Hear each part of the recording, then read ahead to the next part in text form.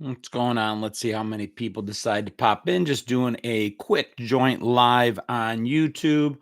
Always Melina, good to see you. Shan, how are you over on TikTok? Richard, good to see you. Norma, Aaron, and D. Sawyer, Andrea. And now we're getting some YouTubers joining in as well. Just doing a quick joint live. Two birds, one stone. Hey, Ronnie Mac. Buffalo Mom in the house. Mike, good to see you. What is going on? Let's try that. There we go. Doreen, there you are. How are you? Doreen is our first over on YouTube. So doing just a quick joint live, 22 hours and 4 minutes before we can. Give me 1 second. 20, just about a day before we go live with what I jokingly call a new YouTube show that me and a co-creator have created and produced over on YouTube. It's basically called Thrift Store Throw Down. Thank you for the follow over on YouTube. And the idea is, guys, hey, happy Thursday, Mike. I wanted to launch this thing live. So tomorrow at 8 p.m. over on our YouTube channel, Gen X Jono over on YouTube, John Catrides over on YouTube. You guys can shoot over to YouTube if you're not already there. I know my YouTubers are over here. My TikTokers are over here. It's going to go live at 8 p.m. tomorrow. You can go over to YouTube today and sign up to get a notification. And the idea is tomorrow at 8 p.m. before I launch it, Wimberly and I, definitely me, and hopefully depending on how easy it is for Wim to get her kids down, we're going to be going live in chat so we can watch this thing together. And here's the deal. It's the two of us, and we found a thrift store in Charlotte. It is a Goodwill because that's the one that was closest to us. And we each took $20. Hey, Trax and Relax.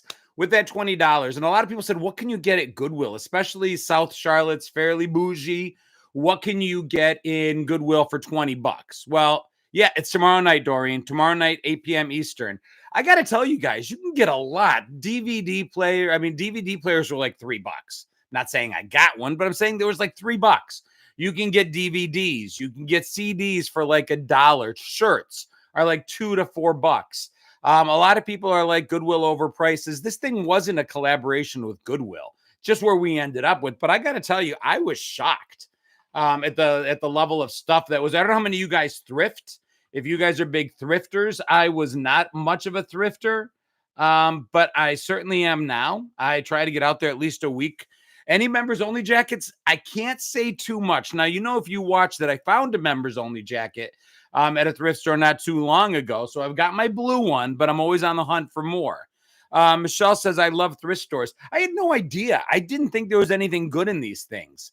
Not that I was, I don't know what's the word. I didn't know. I mean, I grew up on hand-me-downs, and I remember getting excited as a kid when like my brother was outgrowing a shirt I really liked. I don't know if you guys got excited for hand-me-downs as kids, but I mean, I was looking forward to them as a kid. If my brother had a Bills jacket or a Bills t-shirt, or I remember he went on spring break to South Carolina, and we lived in upstate New York, and he went to this bar called Mother Fletcher's that was a big deal back then, and he had a bar t-shirt. I couldn't wait for him to outgrow the damn thing because I wanted it.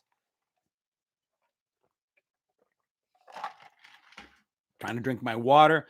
Consignment shops have cool finds too. I've never been in a consignment shop. It's probably a good idea as well. Found $100 in a shirt pocket on a thrift. God, certain things I don't think happen in thrift stores anymore. I think they've got to be careful with stuff like that. They must check them.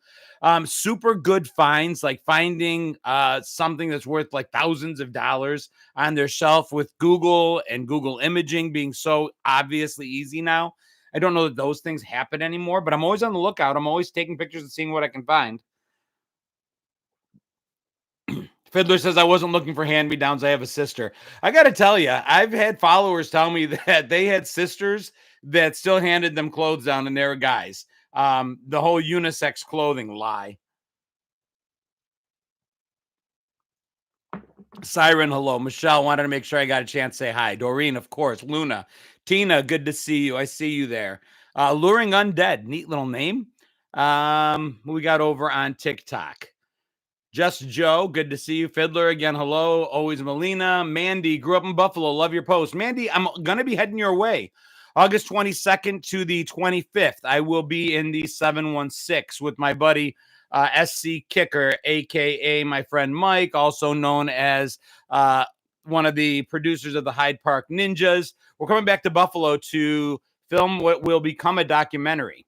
A couple 50-something-year-olds walking in their former footsteps, retracing our steps in our 50s that we did back in our 20s, revisiting locations like what was the stuffed mushroom, what was the locker room, what still is Kohl's, what was the Pink Flamingo. If you guys have ever thought about what it would be like to go back to that college town, to the area that you were in when you were 21, 22, 23, 24 years old, can you still hang? Are those places still there? That's what we're going to do. The whole documentary is. So we will see how it goes, but I will be back in Buffalo. Keep watching my page.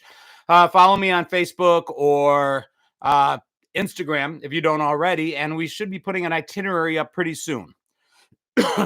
Calvin S. says, I donate a ton of stuff to our local Little Town Career Development Center run by special needs folks.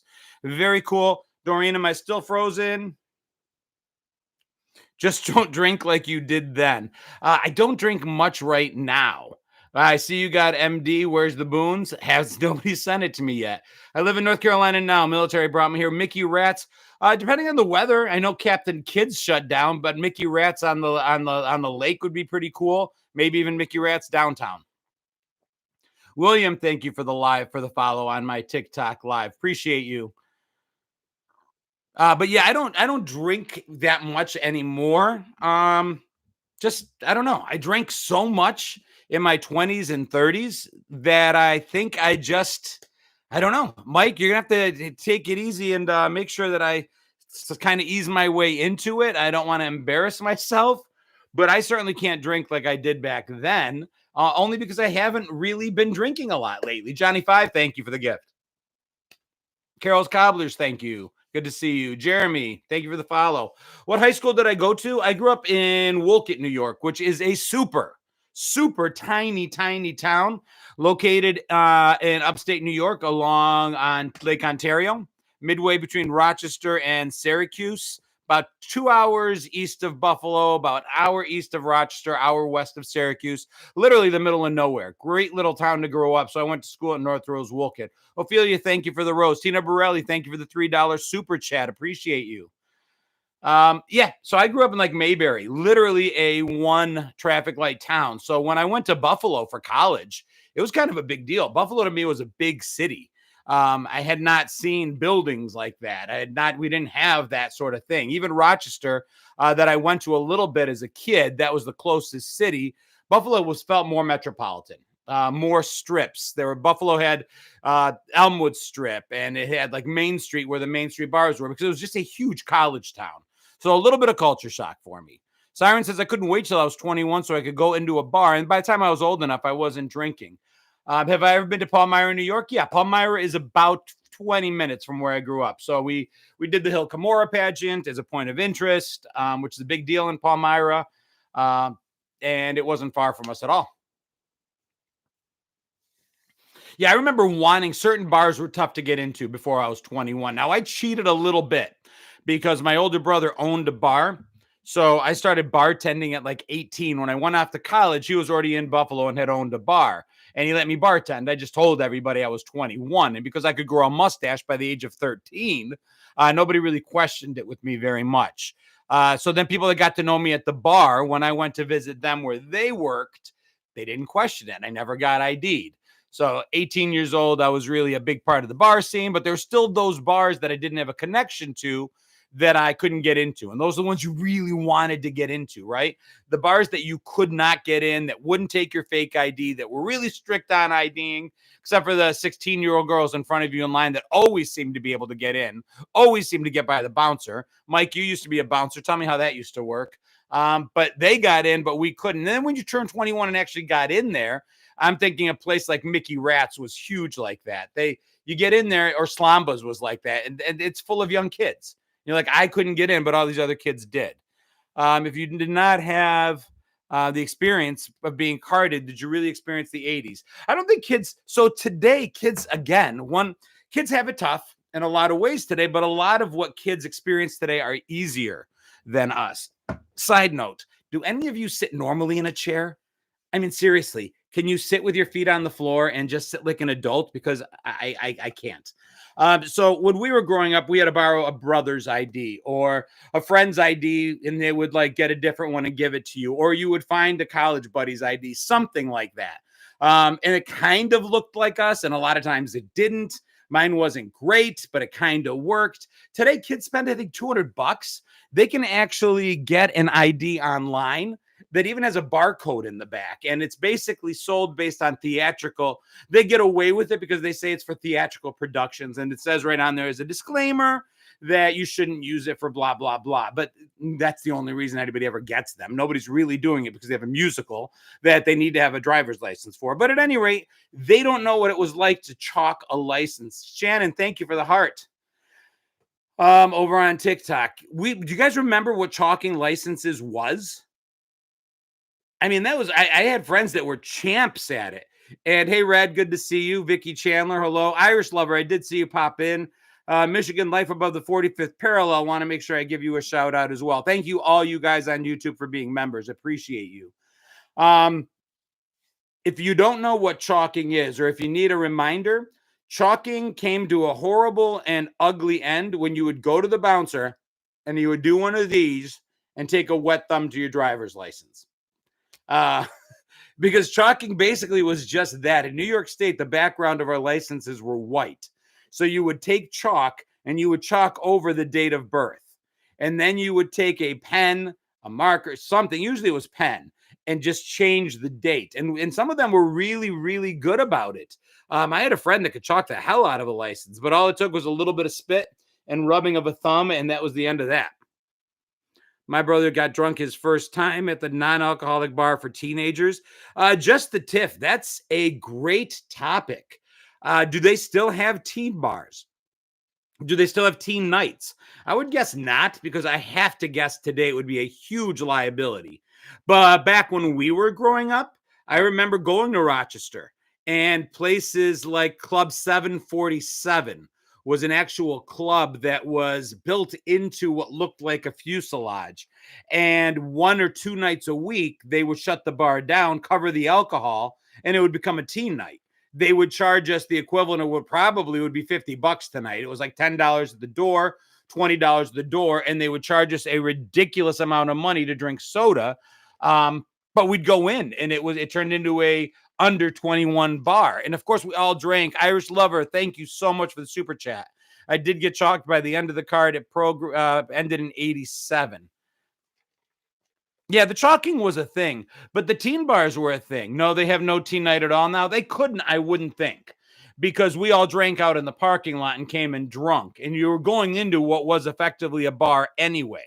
So if something happened, if an incident happened, it would be very difficult today to prove that the kid didn't get drunk at your bar. So I don't think they do them as often now. But it was a big deal when we were growing up, and it was cool, and it introduced us to the nightclub scene as 16 and 17 and 18-year-olds. Just the tip says our teenage bar, not a regular bar at all. It's called the Pink Flamingo. Got drunk in the parking lot, $5 all you could drink, Everclear. We had a Pink Flamingo in Buffalo, just recently burnt down to the ground, as I understand it, and it was anything but a teen bar. MD 2020 Wild Punch. If you look over this shoulder, you'll see MD 2020 Orange Jubilee. A follower in it by the name of Patrick sent it to me, and sooner or later we will get into it.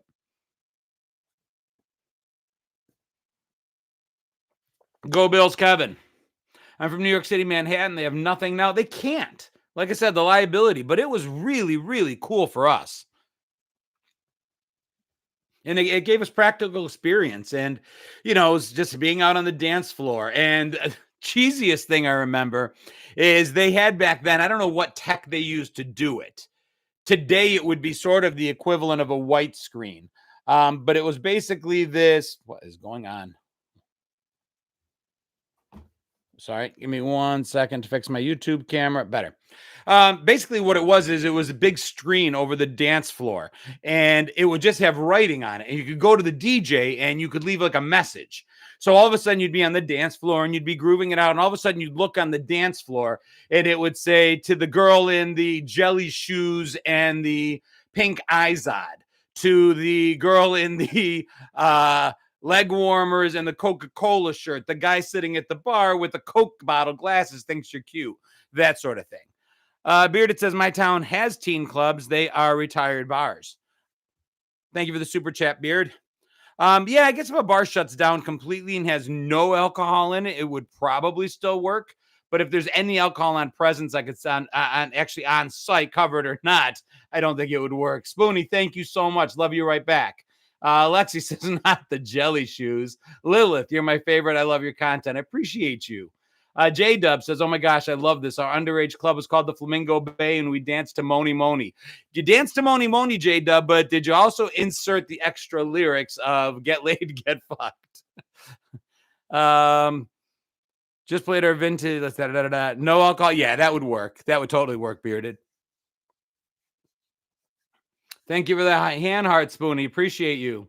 Yeah, the jelly shoes, dude. Their jelly shoes were the girl equivalent of guys' topsiders or docksiders. Our docksiders, our topsiders, worn without socks, turned into the smelliest, most disgusting, olfactory, offensive, smelly shoes on earth. And jelly shoes for girls seem to be the same thing. First of all, the dirt just got in because there was really no protection against filth in those jelly shoes. They were just strap-ons, but yet there was just enough sticky jelly substance to allow the dirt to just permanently embed on your feet. Those things were disgusting.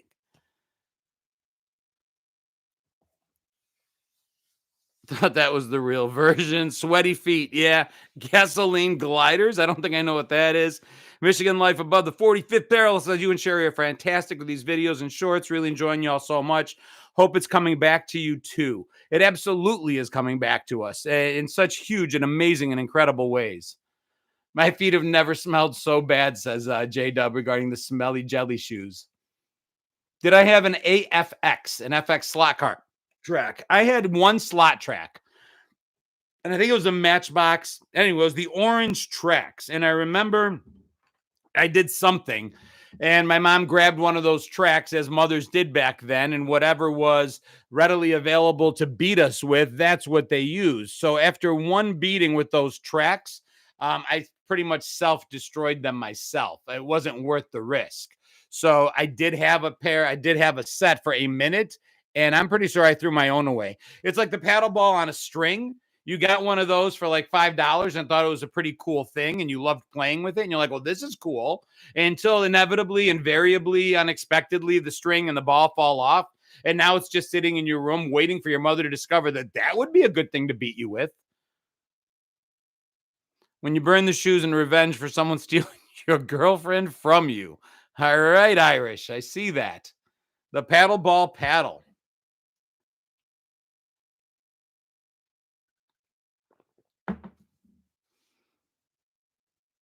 My parents used the yardstick. My parents used the everything. Like I said, my mother was like a CIA interrogator. I remember being waterboarded in the tub, and she didn't even want any information out of me. She was just in a hurry. So I just remember sitting in the tub and playing with my toys until it was time to get done. And when it was time to get done, mom would just appear with whatever implement of terror she would use to get the soap out of my hair. And she would just dump water over the top of me over and over again while I was spitting water like crazy. And again, it was like waterboarding. She could use anything and turn anything into a weapon, whether it was yardsticks, rulers, fly swatters, wooden spoons, of course, slippers or shoes of any kind. Hairbrush, without a doubt, Dan. Dan, your last name looks Greek. I got to assume you know all about the pandofla. My mom's go-to was the slipper, aforementioned pandofla. How about you tell us about fireflies? Fireflies, lightning bugs. Dude, I remember the simple things. That was so cool. And I still do that with kids in our neighborhood. Polish? Close enough. I remember going outside at night, chancla, and right at twilight, especially right now. School's right about to go back, right? We go back a little early here. in the Carolinas. Back in upstate New York, we always traditionally didn't go back until after Labor Day. I'm not sure if that's still the case.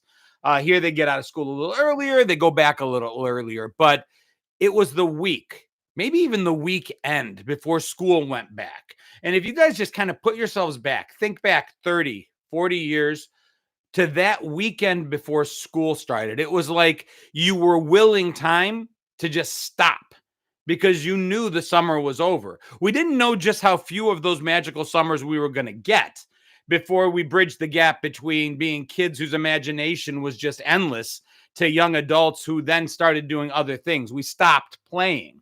But in those last summers where we still played, where there was still capture the flag, where there was still kick the can, where there was still ghost in the graveyard, midnight, manhunt, tag, freeze tag, lightning tag, flashlight tag, all those games. This was that last weekend where you were out and you just stretched it. And it didn't matter. The street light limit was over. You know, your parents somehow understood that this was it. School would be starting on Monday and it was Friday. And if this wasn't the best weekend of the year, that one last weekend before school started, it was incredible. If you had beef with some kid in the neighborhood, it went away this weekend, right? Because all the kids got together. They all realized it was ending. God, I just remember being up so late, 10 o'clock, 11 o'clock. We're still out there. Jack Fernandez says Gen Z is best generation to exist. I hope you feel that way, Jack. That's awesome. I love when kids join our lives and jump in and have stuff to share with us. I think it's pretty cool.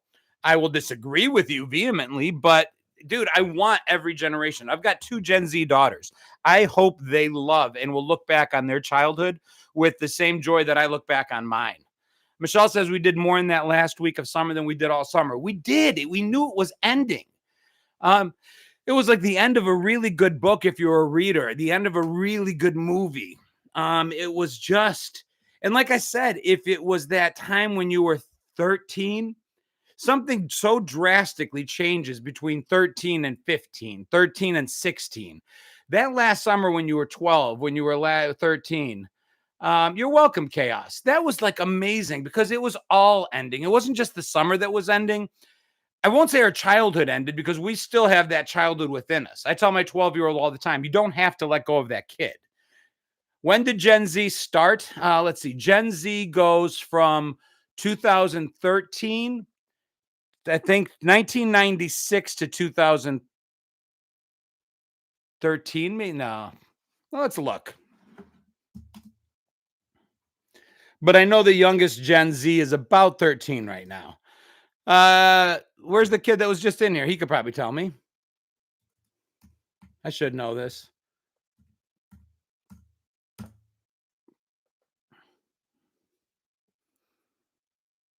This chat is home. That's awesome, Vapid. I appreciate that, Raven. I hate when they call Gen X boomers. You know, they never used to call us anything. They just didn't even know we were around. Oldest 14, my oldest is 14 Gen Z. Yeah, and my youngest is 12, and she's the first alpha. Although she doesn't want to be an alpha, she says they are, in her words, iPad babies. So she wants to be Gen Z still. But yeah, so Gen Z starts right around 13-year-olds right now. And I think the oldest Gen Z is about 26. So they're not all children. It goes from about 13 to 26. Now, whatever those corresponding years are, do the math. There you go. Bubby, thank you for sharing the live over on TikTok.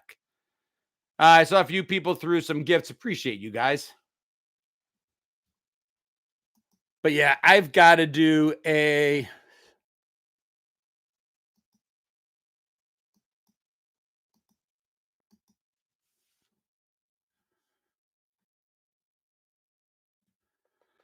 What is going on?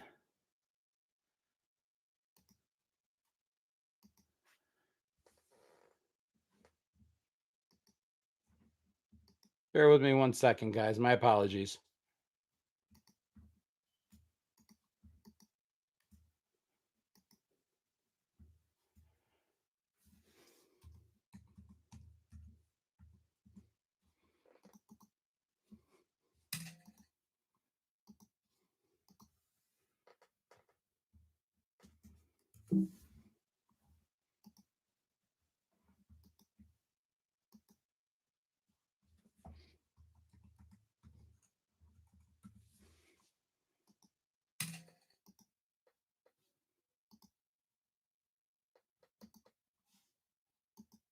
All right. Sorry about that. Just had an issue with my computer. I got a 33-year-old and a 30-year-old, soon to be 22-year-old.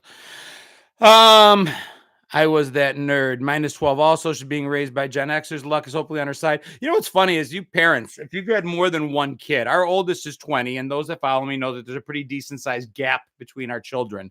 8-year gap between 20 and 12. We ran into I think what our generation was actually more transparent about than generations before us. We had some fertility issues, some issues carrying. My wife, I'm a huge advocate for the March of Dimes, and I like to talk as much as I can about the issues of prematurity and preterm child loss and miscarrying. We had 8 miscarriages between our 2 children, some of them as late as 21 weeks, where we actually delivered stillbirth.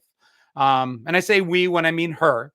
I was there to support her, but God bless my wife. She's my hero. She's the one that did whatever it took to get us to our second child. But so we have a pretty decent sized gap between our 2 kids.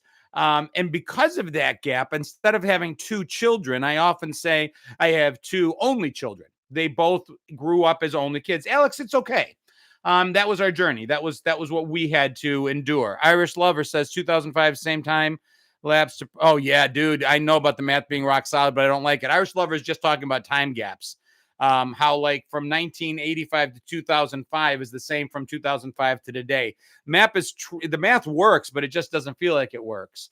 But because of that, both my girls kind of grew up being only children. The oldest one, because she was 8 before a sibling ever came along, and the youngest one, Mom Shell, thank you for subscribing. I appreciate you over there on TikTok.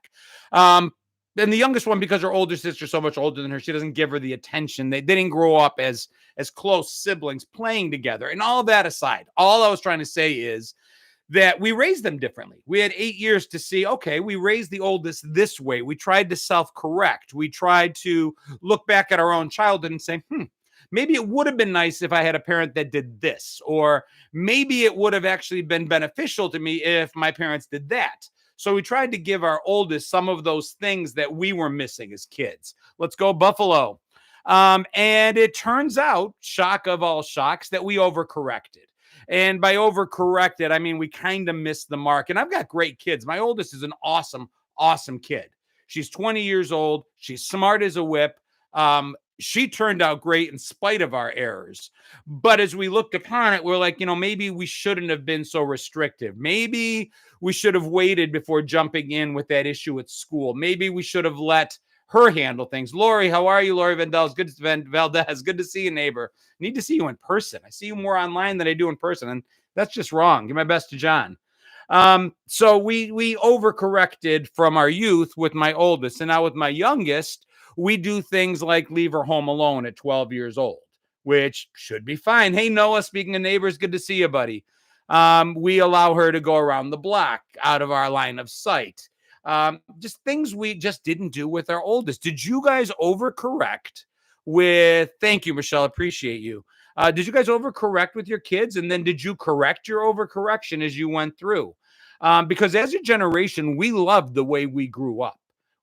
We make fun of it. We talk about our parents beating the tar out of us. We talk about the fact that our parents left us alone in cars while they went shopping.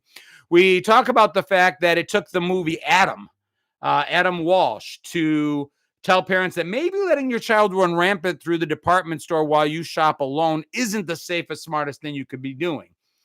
Noah asks me if it's past my bedtime. No, buddy, it's only 10:30. I got about 4 more hours. It took, the Atlanta child murders, God forbid, to get parents to be like, gee, maybe we need to get, yes, animals are a thing. And yes, my child can get up and dress themselves because of it. Maybe I need to be there in the morning before they go to school. Yes, kangaroo sneakers were a thing that allowed us to keep our key, our house key, and our sneakers. But maybe parents needed to be there when we got home. I don't know. These are the things we corrected. And I think we overcorrected. And then I corrected again, and always in search for that balance. Melissa's in the house over at TikTok. Good to see you. Lawrence, what's up? Uncle John, what's going on? I see you over there. Took me a minute to figure out who it was. It's good seeing you guys on Sunday. My children think I'm old. I don't know. My children don't think I'm old. And I am old. But I think I go the other way. Calvin says we didn't lock our house. We started to. Yeah, not when I was really little. And I said before, we grew up in a small town, but we started locking our house. Jesus H. Christmas. My dad is in therapy today because of my brother and my sister who have been with children. Myself, professional uncle, no kids. Stranger danger. PSA. Stranger danger didn't start being I'm too much of a kid at heart. I don't know. I was telling Cleo, I was telling my youngest, she's turning 13 next year, and it's killing her that she's gonna be a teenager. And I'm like, you don't have to let go of that kid. The kid doesn't have to go away. Keep playing. I play games all the time. You'd be surprised the stupid things I do. Things we used to do as kids. My brain just doesn't stop. Yeah, Melissa, she's almost 13. Well, in January, but you've been with me on TikTok a while. You saw her really young. It's crazy. I'll stop. I'll let you in on the craziness that is my brain. I will pull up at a gas station, and before I get out of my car, I'll take a deep breath. And in my head, I'll play this stupid game where I'm refilling at a space station, and I have to hold my breath the entire time I'm pumping the gas, and I can't breathe until I get back into the capsule, which is my car. Now, if that's not something broken up here, I don't know what is. But my kids know I play this game, and it's something stupid we do together. And I admit that it's stupid. I'm 54 years old. I have no business playing these stupid games as a kid, as an adult. But I play all those kind of games. I still hide in the closet on my kids. I'll put my 12-year-old to bed, and if she's like being facetious with me, if she calls me old man, if she does those things, I get even. I get even by hiding in the closet or on the other side of her bed. And when she goes to sleep, I scare the crap out of her. And my wife's like, "What is wrong with you? You're the adult and you're traumatizing our kid at bedtime." But my mom was the same way. Noah says, "At least you're not the old people causing problems at QT." No, never will be one of those. My boys always say I was always using cutting edge technology as it came out. First tablet, yeah, the Stone tablet. We do stay up with tech. So again, I always use the words gap generation. We sat in the gap. We were the generation that first. Okay, kids, millennials, and even Z talk about how they really jumped in on technological changes, but we were the first. Give me 1 second. I might have a guest on YouTube.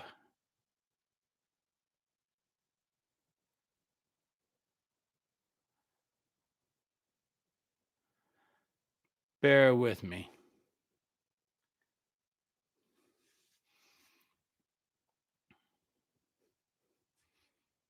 What's going on, TM? I see you. I daydream throughout the day, and I'm 46. Oh, I was saying we sit in the gap. So the definition of what it is to be us on technology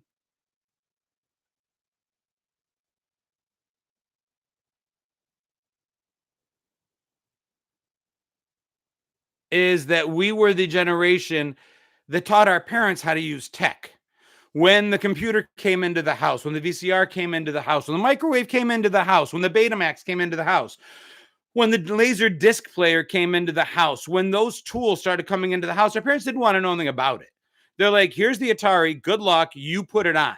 You switch the thing in the back of it. You take care of all that." We were the ones that had to do it for our parents. Our parents didn't want to be bothered. They were barely willing to pay to buy the stuff. They weren't going to waste their time figuring it out. That came on us. And then I am definitely from Buffalo Cat. I spent about 12 years there in my 20s and early 30s.